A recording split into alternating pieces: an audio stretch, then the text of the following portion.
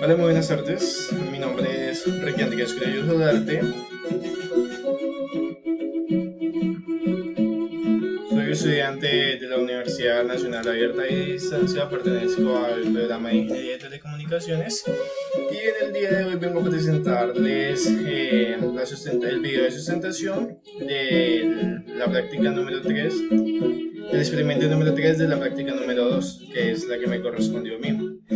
Como primer punto, pues nos dicen que expliquemos y analicemos físicamente cuáles son las causas del movimiento generado en la aguja y en el bombillo cuando el imán se introduce en cada una de las bobinas, también que sucede cuando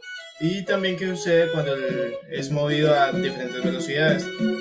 Pues como podemos ver, los imanes son considerados un dipolo eléctrico.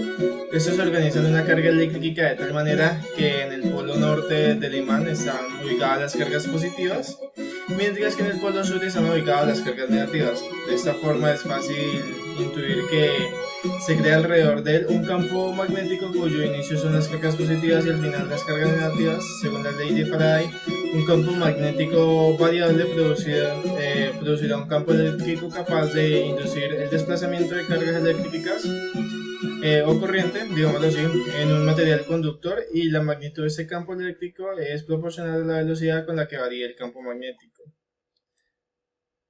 En este caso, pues, nuestros campos se comenzarán a mover y nuestro bombillo comenzará a encenderse por las cargas que comenzarán a haber alrededor de este inductor, pues. Dice que mover el limón alrededor de las bombillas a diferentes velocidades y escribir conclusiones razonables y adjetivas de los registros observados y proponer explicaciones razonables. Pues,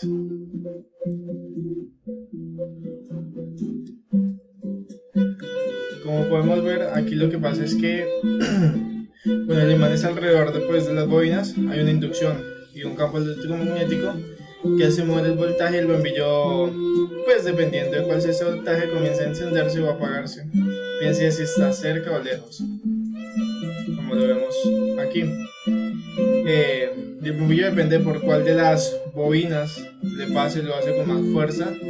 Con la de 10 bobinas se nota que el más alumbrado el bombillo y el cambio del voltaje, y con la de las bombillas se nota que es pero con menos fuerza.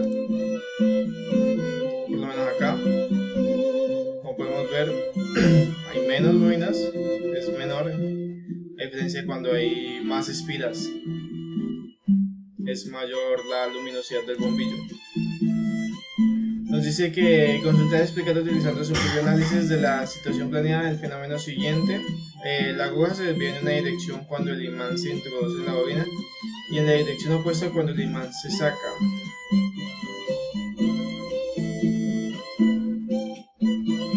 Tenemos, se va al otro lado cuando se sale. Entonces,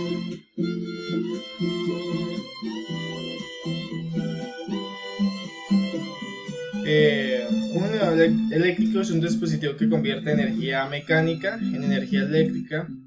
Mantiene por tanto una diferencia de potencial entre dos puntos denominados polos.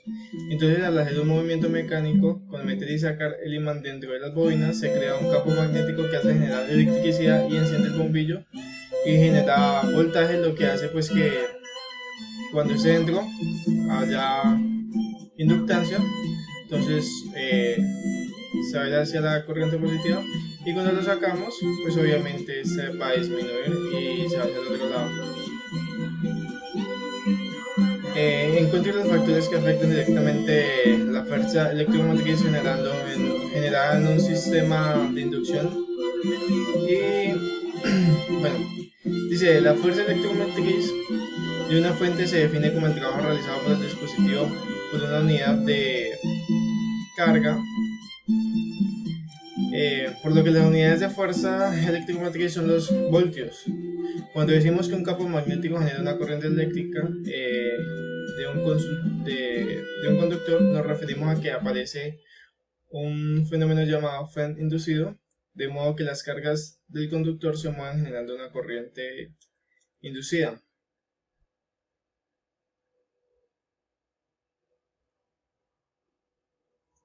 Entonces, también nos pide consultar las siguientes fases: qué relación encuentra entre la corriente que circula a través del conductor y el campo magnético que genera a su alrededor, que pues generalmente directamente proporcionales, ya que el sentido de la corriente determina el sentido que se genera el campo magnético.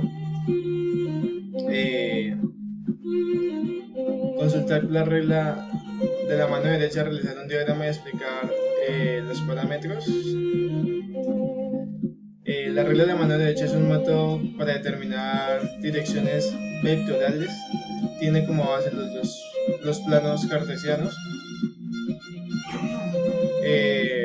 También nos piden que caractericemos qué características definen la fuerza de atracción de un electroimán y qué tan determinante es la naturaleza de su núcleo.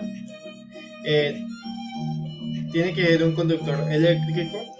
El núcleo puede ser de material del calibre de alambre y la cantidad de espiras en el electroimán.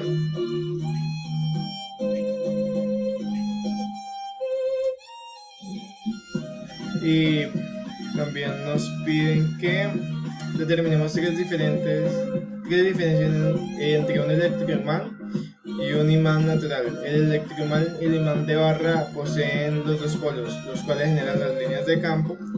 En el electroimán, al disminuir su longitud y su número de espiras, pierde capacidad electromagnética. En cambio, en el imán de barra no pierde sus propiedades al cortarlo debido al material en que está hecho.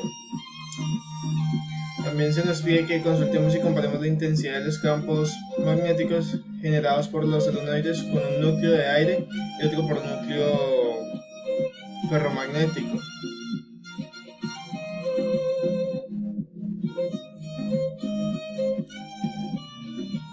Y cuando un conductor con corriente se introduce en un campo magnético que genera sobre él de una fuerza magnética y un toque, consultar efectos y propiedades. Pues la fuerza magnética es la parte de la fuerza electromagnética total o fuerza de Lorentz que mide un observador para una distribución de cargas de movimiento con fuerzas magnéticas. Son producidas por el movimiento de partículas cargadas, como por ejemplo electricidad o el magnetismo. Y las fuerzas magnéticas entre imanes y electroimanes es un efecto residual de la fuerza magnética entre cargas en movimientos. Esto sucede porque en el interior de los imanes convencionales existen microcorrientes que macroscópicamente dan lugar a líneas de campo magnético cerradas que salen del material y vuelven a entrar en él. Los puntos de entrada pueden formar un polo y los de salida a otro polo. Entonces, eso sería lo respectivo a este experimento número 3. Muchas gracias.